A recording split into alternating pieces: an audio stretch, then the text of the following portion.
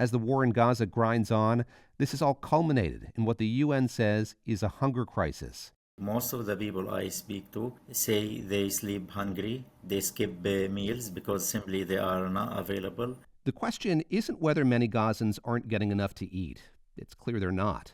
But the language used to describe the severity of the crisis can impact the global response. At the end of July, the United Nations reported that, quote, 2 out of 3 famine thresholds have been reached in Gaza, plummeting food consumption and acute malnutrition.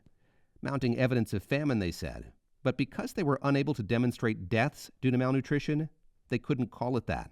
They can't call it a famine just because of semantics, really. People from different UN organizations have been there, have talked to people, and they come back and they say, yeah, we've never seen anything like this. They told us 1/3 of the population isn't eating for days at a time. The number of children who has died from malnutrition has surpassed 100 since the war started.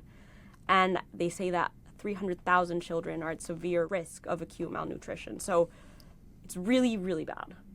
You can't call it a famine, but it doesn't matter. It's getting there.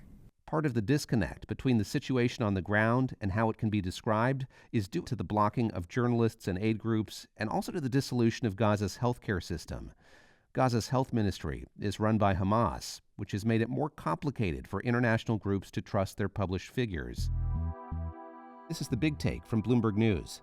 Today on the show, we bring together reporting from around the globe to understand how a hunger crisis unfolded in Gaza, despite months of warnings, and what it would take to end it.